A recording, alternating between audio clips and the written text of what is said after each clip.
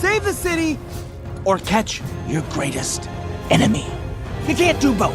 I'm sorry, what did you just say? You can't do both, I said. No, I mean the other thing. Save the city or catch your greatest enemy. You think you're my greatest enemy? Yes! You're obsessed with me! No, I'm not. Yes, you are. No, I'm not. Yes, you are! Who else drives you? Welcome back to Thinking Critical. This is Wes. It's Wednesday evening, so it's time to talk all things Batman. Not a whole lot of news to get into, but thank goodness there are four pretty well-established comic books with four absolutely fantastic artists this week. And here to talk to me about that is my good friend Josh McDonald from Pop by Culture and BatmanNews.com. How you doing, Josh? I'm doing well. It's kind of shocking that we don't have news. I feel like every day you get some kind of crazy Batman news because of how many stories they're publishing, but we're kind of lucky this week. Absolutely. And, when you think about the artists, you've got Victor Bogdanovic, Liam Sharp, Gleb Melnikov, and Ivan Reis. Yep. It's a good week on the art aspects. Everybody's like, well, Gleb Melnikov's clearly the worst artist. Well, I'll give you that, but his art's really good. Yeah, no, I like it a lot too. I think he probably gets some crap because of his opinions he posts on Twitter, but he's just transparent. I like his work though. Yeah, so it's like the art was fantastic. The stories are another story themselves. There's one really, really, really good comic. One that I'll say is above average and worth recommending, and two that I didn't love quite so much. We'll see what Josh thinks about these, and we'll go into most important to least important. Obviously, we'll start out with Detective Comics 1043. I believe this is the end of the Jury story arc from Mariko Tamaki with Victor Bogdanovich on art. Before we mention it, but that art by Victor Bogdanovich, oh my goodness, does it deserve a better story? He makes everything in this look absolutely amazing. I want him to do an Alien comic after seeing all these things coming out of the mouth of Batman and everything. But just visually stunning. Agreed. Don't get me wrong. I love Dan Moore. Dan Moore is one of my favorite artists, but there's something about Bogdanovich on this book, specifically with the whole Parasite thing coming out. It looked creepy as hell. It's probably the creepiest they've made this villain look. So I was eating that up. And, Batman's possessed in this issue. And there's one like panel where he's backlit. And then you just get a little bit of the backlight coming through on the Parasite. It was crazy. It looked great. Yeah, so that was fantastic. The story itself, it was a weak ending. It's not the greatest story arc ever, but this is a weak ending. Specifically, the villain that ends up dying. I was like, first of all, why kill that villain? Yeah, that was the coolest part of the story. And the second of all, is like that was weak stuff. Like Superman punches him or Batman punches him in the stomach, so his parasite flies out of his mouth, and Huntress like bows it. Yep. I did not like the ending either. I'm gonna kind of go back to last week when we were talking about Nightwing. I definitely feel like this book kind of suffered the same thing as Nightwing, where the plan was not for this story to end in this issue, and it just got like shoehorned up to make way for Fear State. Because so much of this felt rushed, and I think that's part of what happened. But we spent Penguin just nopes out. He's like, nope, peace. I'm out of the story. I thought he was a major part. Yeah, and then they have is it Smart? I'm trying to remember his name. The other guy that's had the issue with Bruce Wayne that now turned around Batman, teamed up with Penguin. They kind of like wrapped that up rather quickly. It looks like he kills him, but then you find out at the end he's not dead because it. Yeah, so like Batman's being controlled by Vile, and Vile's kind of pushing him to kill. And, Batman's trying to fight this parasite in his mind that's telling him to kill people. And the parasite makes people go crazy. So that's what you've been seeing all across Gotham is people have been getting murdered, and it's because of this guy. So Batman's fighting it, and it's like he loses there for a second and shoves him off a 4-story building, and then at the last minute tries to like break through and gets a battering rope around him to try to stop the fall. But and then he handcuffs himself so he doesn't hurt anybody. That was all. I mean, I get it, and it does kind of seem like a Batman thing to do to a degree, but it's like it's Batman, and we know that he's gonna still be able to manage without it or with his hands handcuffed. As far as Vile, though, like the big thing that bugged me about this, and again, I blame editorial, not necessarily writers on this, but we spent 2 issues building up Batman being infected, and we had the Huntress one off, and then the last issue of Detective, and then we come in and we just pretty much end it within one issue, if not half. I thought we were going to get a full issue of Batman just being infected and just tearing stuff up, and we never really got that. So I was a little disappointed. Were you disappointed in Huntress? I know that's one of your favorite characters. She does come in and play a major role. Obviously, we mentioned it here in the end, where she's being kind of guided in by Oracle to come save the day. Hey, at least you got one of your characters. Yeah, I mean, look, she's fine. Like, there's really not much characterization for any of the characters because they've moved through the plot so fast. Everything that kind of wraps up here, Tamaki has spent her entire run building, so it felt like we, didn't stick, or she didn't stick the landing. Editorial didn't stick the landing. I'm more upset with the story than the characterization. Red.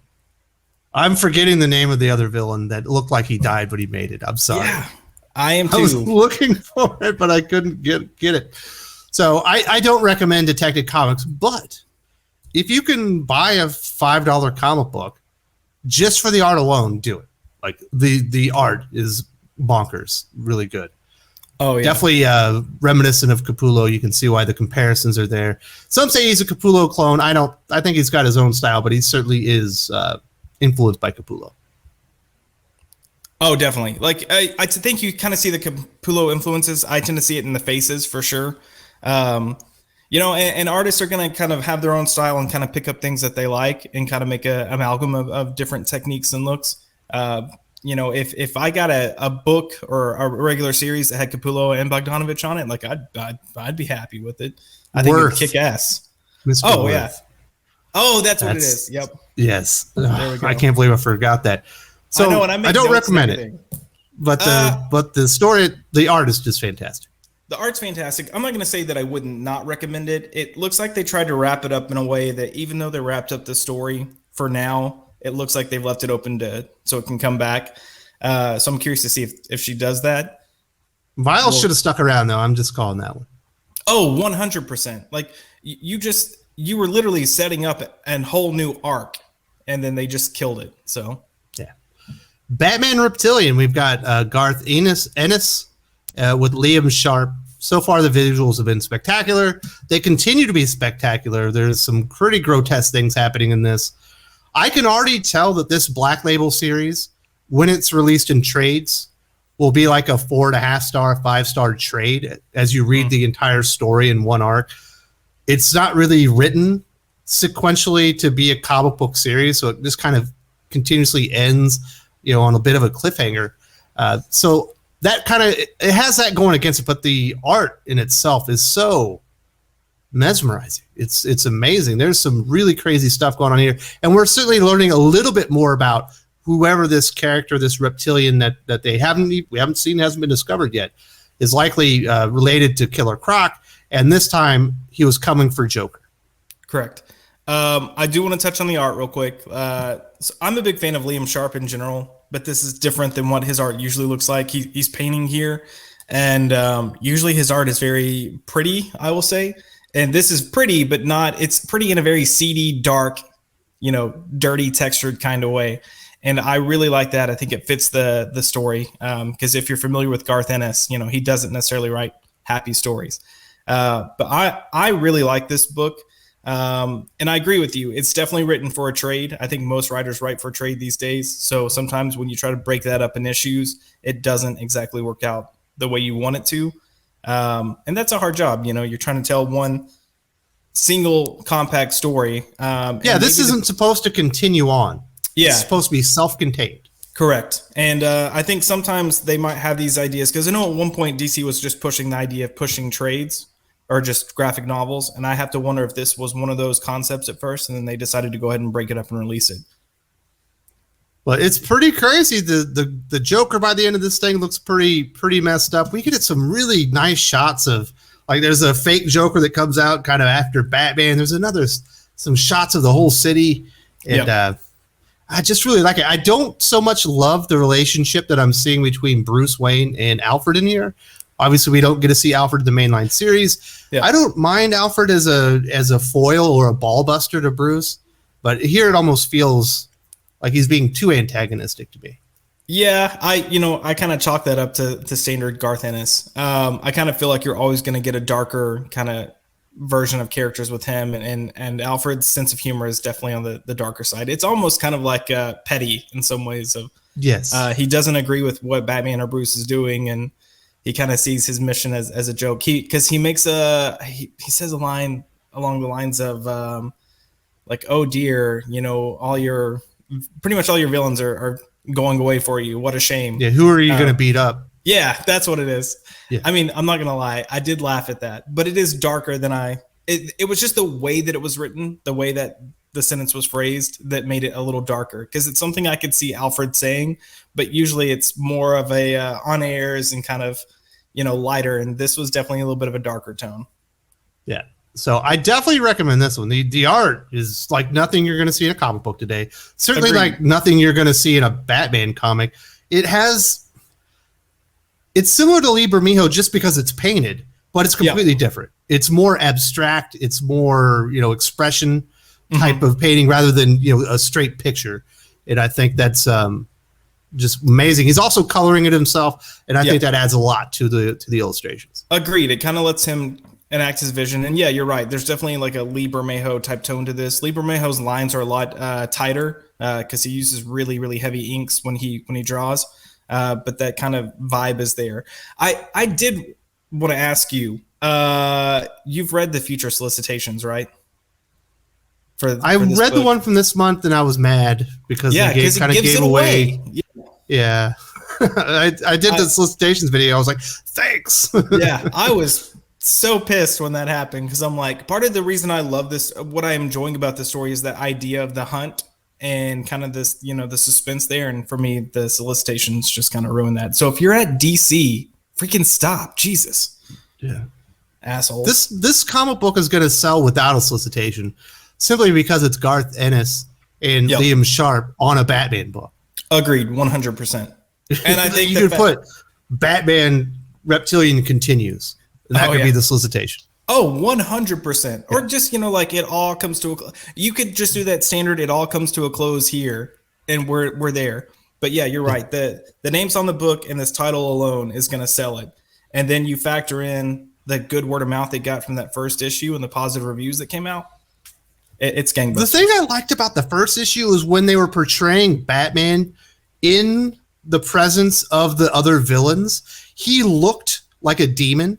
Yeah. I was like, oh, that's kind of cool. That's the way the villains are seeing Batman. But I haven't really seen that again. No, I like you. I like when they kind of show Batman as a total badass because I think he can go to extremes sometimes. But yeah, they haven't. It's been a little inconsistent. And I think it's part of me wonders if when we read the full thing together, if it'll flow a little bit better. But I'm wondering if it's meant to show like, here's this badass and now they're fearing something else above him to kind of create this like, oh, he doesn't have a chance. But when you break it up into issues like that, you separate it in months, you kind of lose that momentum and lose that through line that's kind of like a small thread. Yeah, but I definitely recommend that one. That one's great. But now let's get into the best comic of the week, as far as I'm concerned. Not the best comic overall, but the best Batman-related comic. Yep. Robin #5, Joshua Williamson, Gleb Melnikov. Oh, yeah, so much fun. I've enjoyed this from day one. Hey, you want to throw Robin into Mortal Kombat? I'm in. You can do whatever you got to do. They've made up some stupid rules why the tournament hasn't started. It's about to get going. And there's this great face-off between Damian Wayne as Robin and the former Robins. We've got Nightwing, Red Hood. Tim Drake's not there, but spoilers there. And they're all trying to... Was Tim there? Yeah, because he makes a computer joke, like something. Yeah, Tim's always the one you never you miss, right? Yeah.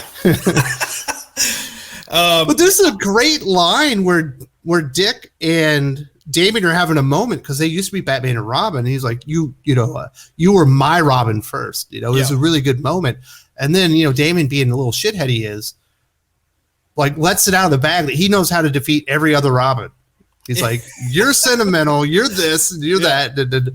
He ends up defeating Nightwing.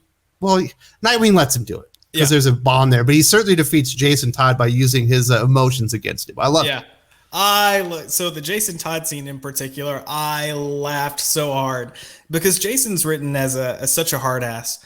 And, if you've read his individual stories, his own book, like you see, there is a very sensitive side to him. And he, his hard side is kind of more of a defensive front. So seeing Damian kind of like manipulate that to a degree and then drop his walls and then hit him right in the stomach. Yeah. I was like, I definitely the best laugh I've gotten out of books this week. But for me, I thought this book was a lot of fun. I love just kind of the different dynamics of all these Robins, and you kind of get to see each of them to a degree, very brief, and why they are popular. There's one of my friends had read this and was like, Stephanie Brown, the bravest. I'm like, look, if you want to understand that, go read the Stephanie Brown Batgirl comic, and you'll kind of understand that where that line's coming from. But you have these fun moments, and then you have some hard-hitting emotional moments. And one was Dick's line about, for all of us, we were Batman's Robin, but you were my Robin. And it kind of takes this like older brother, almost even father figure type role of, and Damien's had lines in conjunction with this in previous books where he talks about how he looks up to Dick more than he looks up to Bruce in some ways. He's the only person he respects. Oh, 100%. And, if we're being honest, Dick is the one that kind of put Damien on the right path. It wasn't Bruce. Dick did that work, and then Bruce came in later. But then there was the scene where Damien brings up Alfred, and it caught me off guard at first, but it was touching. And I think it's one of the first times we've actually acknowledged, or Damien's actually acknowledged, like how he feels, and then he's been holding it in. And that he was there and he witnessed it. Yeah. And there was a line about how he's always viewed death, and that moment made him change the way he viewed death. And for me, I was like, what? I thought it was a really powerful moment. So I applaud Joshua Williamson for writing that in there and, just balancing the humor and then the emotional aspects the way that he did. Is Robin ongoing, or is it a miniseries? I believe it's ongoing. I'm pretty sure if it's ongoing, it's the best ongoing at DC as far as I'm concerned. Oh, yeah. It's... I think part of it is it's not trying too hard to be something, some type of soapbox. It's not trying to be too serious. It's just, having fun with itself. And I think that's what comics need to be from time to time. Yeah. And then, so the Lazarus tournament has started up. Finally, Ravager died. So everyone on the island has died. We got Mother, whatever her name is. It starts up the tournament. They got the book that Damien's aware of that they had to trade for and all these things. So we've got a lot of subplots that are finally developing all these things that Damien has witnessed. Obviously, there's, I think Connor, Hawk, and Damien are going to fight first. And so there's a lot of cool stuff going on. And yeah, this thing is just great. This is what I want from a comic book. Agreed. I hope they are smarter than the Mortal Kombat movie, and I hope we actually get a full tournament. Well, I don't think that's going to happen. No, it's not at all. I hope we're going to get a tournament period. I mean, we don't have to see everything, but I hope they at least kind of go through it. It's not just like, X of Swords where you have this random fight and suddenly random shit happens and then, look, here we have a winner. Why you got to bring up 10 of Swords? This isn't This Week at X-Men. Come on, man. This is rough enough as it is. You bring that into our Batman video? Of course. It wasn't necessarily the best week in Batman. I got to remind people it's not god awful. Hey, this is pretty good. We did get the finale of Batman Superman with Gene Yang, Ivan Reis on art. Ivan Reis is just such an underrated talent. Just think about his contribution to DC Comics. Just, he could just have Blackest Night as his biography, and he's made a contribution to comics. So to see him on this one, I hadn't seen his art in quite some time. I had not been reading this. Coming on the very last issue, I probably don't have a good feel for what was all the things that were going on. There's certainly were a lot of moving parts. I'm shocked that this was part of an ongoing that started with the Batman Superman. I think it was Josh Williamson that was kind of leading up into I don't know where everybody was infected. Yeah, that whole stupid thing. It started off with the whole Secret Six storyline back in Year of the Villain and the infection and stuff. And honestly, I enjoyed those first few issues that Williamson started. And I think when they, once they finished that and wrapped it up, it just kind of became a book of like random Batman and Superman stories. And it was not great. When they came back from Future State and Yang took over, it looked like he just wanted to have fun with it and kind of go back to some traditional comic type storytelling that is reminiscent of like the 60s in a way. Doesn't take itself too seriously, is a little out there and zany. And I appreciate and respect those aspects of it. And the story kind of built nicely throughout the issues. I was never crazy about it though. And this last issue, I feel like as it kept going, it got a little too crazy for my taste. So this last issue, I mean, it is what it is. I felt like it built better than it ended. That's a lot of comic books. Have you noticed that? Oh, You're supposed to 100%. crescendo. Yeah. It's supposed to end on the high note where it's the most exciting part. And I feel like almost always issue number 2 of any story arc is the most exciting part. Because the first issue, they do all the exposition, they lay the groundwork. The second issue is when this shit hits the fan and everything gets exciting, and then it kind of end on a whimper a lot of times. Yeah, this one built nicely, and then I think once all the reveals are out there, is like, oh, okay. I think sometimes we hype ourselves up too much too, and sometimes we got to look at this and be like, not a diss, but these are comic book writers, so maybe we shouldn't expect too much. And then we know how much editorial interferes. We talked about it Saturday. We've heard of instances of writers would be 3-4 issues into a story and then have to change it. I don't think that happened here because this is a very low-lying book, but yeah. I personally think that Gene Yang writes a pretty damn good Superman. I don't think his Batman is as good, or his characterization of Batman is good. So, hey, I'm glad he got to do his series. It looks like Ivan Rice, he put him through the paces. He had to put like these little margins on every single page to make it look like it was a movie. I bet he was pissed. You had the film strip thing running through there. I mean, honestly, like, sometimes I wonder, at first I was like, why? I wonder why they would have brought him onto this book since it's ending, because he's such a big name, and it seems like a waste to put him on something that's ending. But then when I started like really looking at the art, it made sense because he's known for being able to do just so many characters, so much detail, and squeezing into like a tiny little panel. And then when you see all these little film strip, like things going through there and just full of just scenes from other worlds, it's like, all right, cool. Now I understand why you did it now. And it looked great, but story was just meh. Yeah. His Robin looks great. I wish we had a Robin like that again. Yeah, I mean, so for this issue, you got a lot of this like alternate Batman, Robin, and Superman, and they were very much like your golden age type. You had your oh gosh type Robin, which again I can respect, but it's not necessarily something I want to seek out to read. So I would say this is a good week at Batman. We got a fantastic issue of Robin. Batman Reptilian continues to blow minds with the art.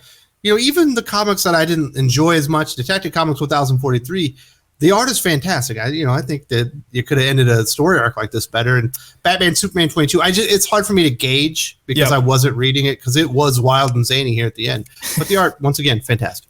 Yeah. I again with two books here with Batman or with Detective, I really kind of wish they would have just ended with them curing Batman and stopping Batman and not done anything else, and then come back for the story after Fear State. Again, I don't know what editorial's plans are.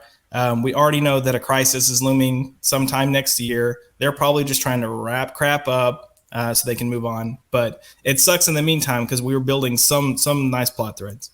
And then who doesn't want to see Bogdanovic illustrate more Vile? That looked nasty. Oh man, it was so gross. But yeah, other than that, I wouldn't say it was bad. It let me down, but I thought it was okay. Yeah, I was reading it, and when I saw the ending and she bows the little parasite thing, I was like, Same. Wah, but it doesn't even, I mean, even that, it doesn't fit with what's happened in this book so far, because Vile's been punched and attacked and hit. Yeah, why is this thing flying out of his mouth? Yeah. It felt like it was out of, what was that? Evil Dead 2, when he stomps the thing and the eyeball flies out. Am I supposed to be laughing here? Right. It made me think of Toad from X-Men when he shoots his gunk out. So. It was a good week. It definitely read up Robin, and I think you could probably read any of these, and at the minimum, you're going to get fantastic art, and there's definitely some good stories in here too. Oh, 100%. Like the stories, the art alone is worth your time. So. All right, well, I will talk to you next week for more Batman-related news. All right, maybe we'll actually have some news next week. Who knows? Perhaps.